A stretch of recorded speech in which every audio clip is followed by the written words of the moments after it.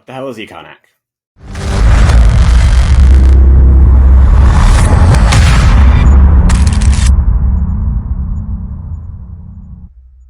Welcome back to the Idea Supply Chain, where we take a look at where ideas come from and what makes ideas valuable.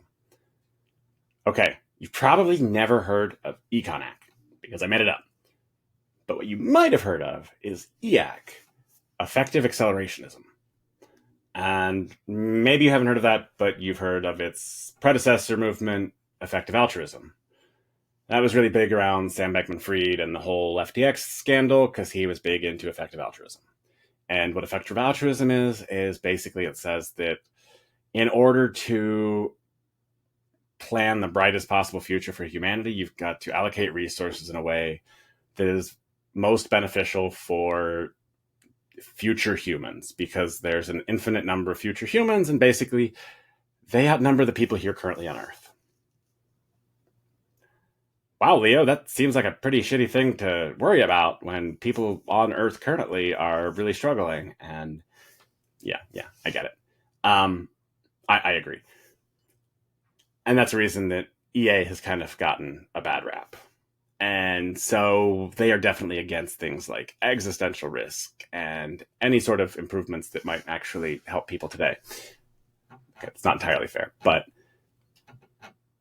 a lot of people actually call them D-cells as well, which is the opposite of the EAC movement, which is effective accelerationism. And so basically their argument is that, okay, the EA people, they don't know what they're talking about. The answer isn't to slow down development and make sure we don't ruin the world for everybody else. It's to speed up technological progress, because that's going to be the maximal impactful thing that will ensure the future of humanity. And so technological acceleration at all costs is going to be our answer out of this. Whew, okay. Again, though, not quite on the mark for me. But one of the things I do like about the EAC movement is this idea that it's not a single movement. There's a lot of work around branching off EAC and doing sub-movements. And then there's a whole lot of memes and everything around it. I'm not really in the meme game myself. I've noticed I'm not that cool, but that's fine. Instead, I came up with the term Econac, Economic Accelerationism. And by that, what I'm looking at is actually how the world's economic systems work. And my whole thing is that we've done people a disservice. We've priced people wrong. We've overpriced data and underpriced humans. And as a result, our economy has become extremely imbalanced. This is most prevalent in the US, being the main data-centric economy. Silicon Valley, a whole bunch of our GDP is wrapped up in data. All data. And that makes things interesting, because the problem with that is that people are getting priced out of the economy so that data can get priced in. And this causes all sorts of downstream effects. People see this, and then it becomes this idea of like, oh, I have to go create the next big thing. I have to be able to escape the rat race. All I know is that the world is beating me down over and over and over. It's draining me. It's not letting me live the life I want to live. I'm doing nothing but work.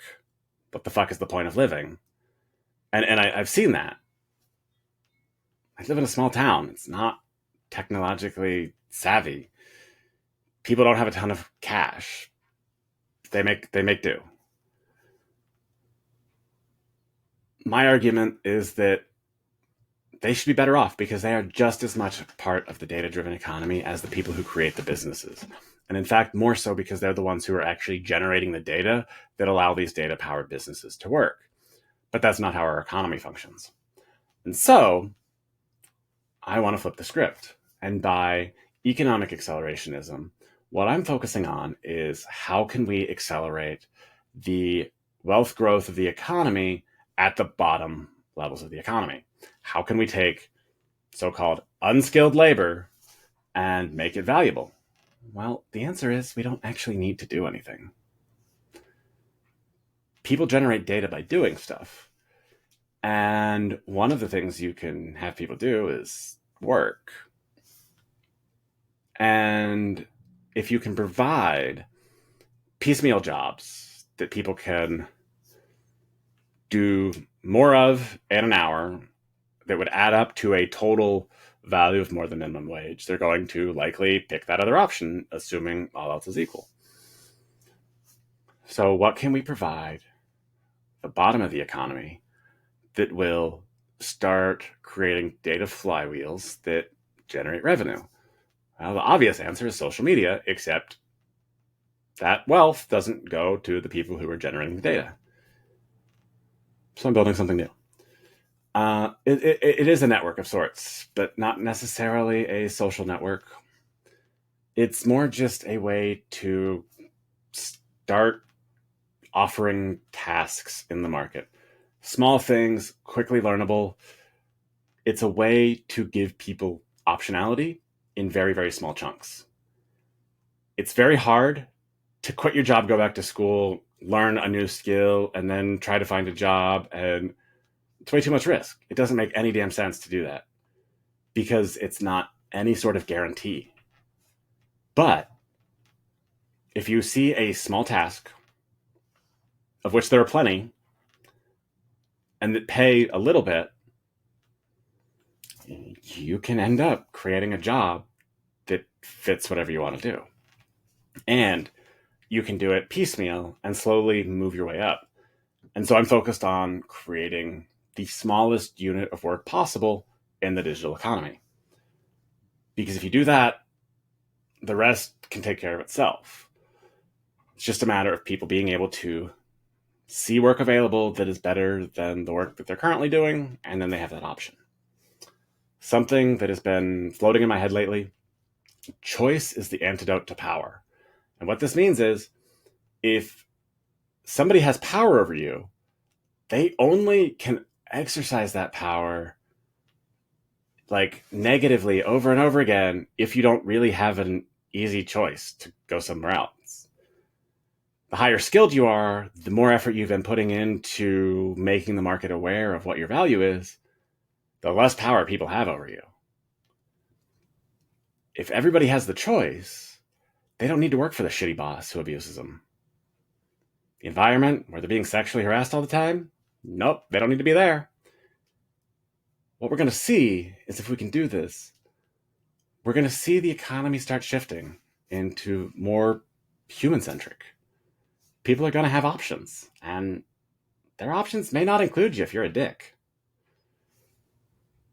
So, with all of this said, one of the things to focus on is, how can we accelerate the bottom? Because when the bottom is accelerating, we can accelerate the whole world. Right now, the EAC movement only wants to accelerate the top of the economy. And for all you physics nerds out there, if you have a spaceship and you try to accelerate half of that spaceship, what's going to happen? Probably not going to be a great outcome. The spaceship is probably going to tear itself apart. So keep that in mind. Can't accelerate everything until everything is accelerated. And we've got to start with the people who have no idea what that even is, because they're not terminally online. I only know what all this stuff is because I've spent way too much time reading about it on Twitter. Seeing the people engaged in these philosophies, seeing the discussions, seeing the flaws. None of these philosophies are perfect. I understand at the heart of them, they're just trying to make as much impact as possible.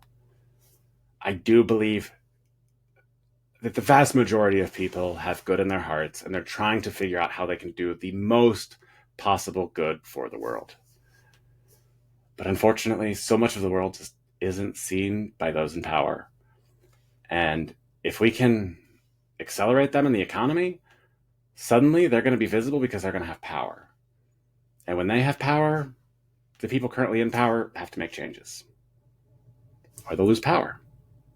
And that's what they're most scared of. So we'll see how it plays out. But in the end, we've got to accelerate everybody, or it effectively accelerates nobody. Thanks for watching. I'll see you in the next video.